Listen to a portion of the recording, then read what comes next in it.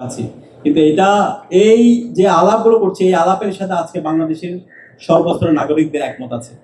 তো এখনো সময় আছে, আপনারা সংশোধন হন, আপনারা এই জুলাইয়ের আকাঙ্ক্ষাকে ধারণ করেন, শহীদের আকাঙ্ক্ষাকে ধারণ করেন।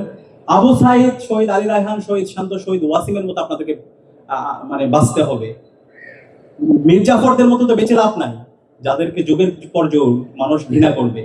শেখ হাসিনার মতো ক্ষমতা কুক্ষি করতে করতে বেঁচে লাভ নেই।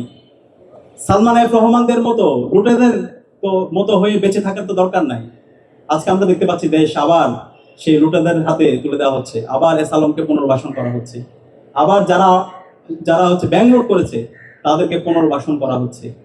তো সেই কারণে আজকে আমাদেরকে আবার নতুনভাবে ঐক্যবদ্ধ হতে হবে। আজকে সে কারণে আমরা ছাত্রনেতৃত্বের ভূমিকায় আমি সবাইকে বলবো, বাংলাদেশের যত অর্জন সেটা ছাত্রদের মাধ্যমে হয়েছে, তরুণদের মাধ্যমে হয়েছে। আমাদেরকে আবার ঐক্যবদ্ধ হতে হবে। আমাদের অনেক ভুল হতে পারে, আজকে আমাদের এখানে নির্মম পর্যালোচনা হয়েছে।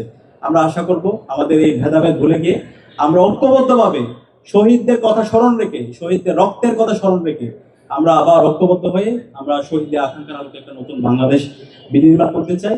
সেই বাংলাদেশ বিনির্মাণ করার জন্য আমাদেরকে ঐক্যবদ্ধ হতে হবে। একই সাথে আমরা আজকে দেখতে পাচ্ছি সরকার শপথ নেওয়ার পরে আজকে প্রায় কত 45 থেকে 46 দিনের মতো হচ্ছে, পুরো সরকার ব্যর্থ। সব জায়গায় প্রত্যেকজন মন্ত্রী ব্যর্থ হয়েছে। আপনি একজন মন্ত্রীর সাকসেসফুল অ্যাক্টিভিটি দেখান, তার কোনো ধরনের প্রোফাইল নাই। যোগাযোগ মন্ত্রী সে বলছে এবারের ঈদটা নাকি খুবই স্বস্তিদায়ক হয়েছে, কিন্তু আমরা দেখতে পেয়েছি 351 জন আমরা আমাদের ভাই বোনকে এই ঈদে হারিয়েছি। সারা দেশব্যাপী যে জ্বালানি সংকট, ঘন্টার পর ঘন্টা ধরে আমাদের নাগরিকদেরকে এই তেলের জন্য দাঁড়িয়ে থাকতে হচ্ছে, কিন্তু প্রধান যে মন্ত্রী সে বলছে যে দেশের মধ্যে কোনো জ্বালানি সংকট নাই, সম্পূর্ণ দ্বিচারিতামূলক আচরণ। একই সাথে আমরা শিক্ষামন্ত্রী দেখতে পাচ্ছি সে বিভিন্ন ধরনের পপুলিস্ট বক্তব্য দিচ্ছে। আমরা দেখতে পাচ্ছি তিনি বক্তব্য গিয়ে কচিমন্ত্রী যারা শিশুরা আছে তাদেরকে জিজ্ঞেস করছে তারেক রহমানের মেয়ের নাম কি, প্রাইম মিনিস্টার সাবেক প্রধানমন্ত্রী বেগম খালেদা জিয়ার নাতির নাম কি।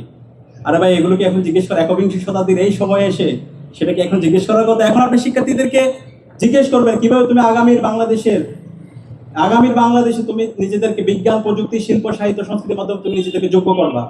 সেটা নিয়ে তোমার কাজ করার কথা। পুরো শিক্ষা ব্যবস্থাকে নতুনভাবে ঢেলে সাজানোর কথা।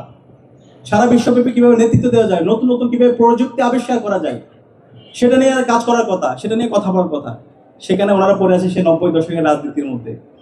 তো আলটিমেটলি বিএনপি এখন যা করতেছে নিজের পায়ে নিজে কোড়াল মারা। তাদের দুটো সুযোগ ছিল, এই জুলাইয়ের আকাঙ্ক্ষাকে ধারণ করে সংস্কারের পক্ষে অবস্থান নেওয়া, অথবা এই জুলাইয়ের শহীদদের সাথে গাদ্দারি করে, জাতির সাথে প্রতারণা করে, জনরায়কে উপেক্ষা করে নিজেদেরকে পতনের দিকে নিয়ে যাওয়া। এখন ওনারা যদি নিজেদেরকে পতনের দিকে নিয়ে যেতে চায় তাহলে তো আমাদের আর কিছু করার নেই। এবং আমি দৃঢ়কণ্ঠে বলছি, বাংলাদেশে জুলাই সনদ বাস্তবায়ন হবে। যতগুলো অধ্যাদেশ হয়েছে প্রত্যেকটা অধ্যাদেশ বাস্তবায়ন হবে ইনশাআল্লাহ।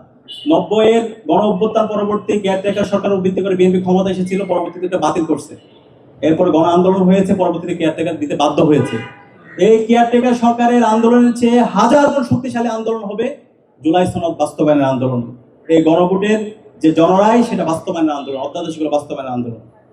আমরা আশা করব বিএনপি যে অধ্যাদেশগুলো বাতিল করেছে সেই অধ্যাদেশগুলো পুনর্বহাল করবে, জনরায়কে সম্মান করবে এবং সবাইকে সাথে নিয়ে একটি নতুন বাংলাদেশ বিনির্মাণের জন্য কাজ করবে। এবং সেই বাংলাদেশ বিনির্মাণ করার জন্য এখানে যতগুলো ছাত্র সংগঠন এসেছে আমরা আশা করছি আমরা ঐক্যবদ্ধভাবে কাজ করবো। আমাদের মধ্যে ডিফারেন্স অফ অপিনিয়ন থাকবে, মতানৈক্য থাকবে, কিন্তু বাংলাদেশ প্রশ্নে, জুলাইয়ের প্রশ্নে, শহীদদের আকাঙ্ক্ষার আলোকে একটা নতুন বাংলাদেশ বিনির্মাণের প্রশ্নে আমরা ঐক্যবদ্ধভাবে কাজ করবো সে উদাত্ত আহ্বান জানিয়ে, এবং আজকে যারা উপস্থিত হয়েছেন সবাইকে ধন্যবাদ জানিয়ে, আপনাদেরকে ধন্যবাদ জানিয়ে আমি আমার কথা শেষ করছি। আসসালামু আলাইকুম।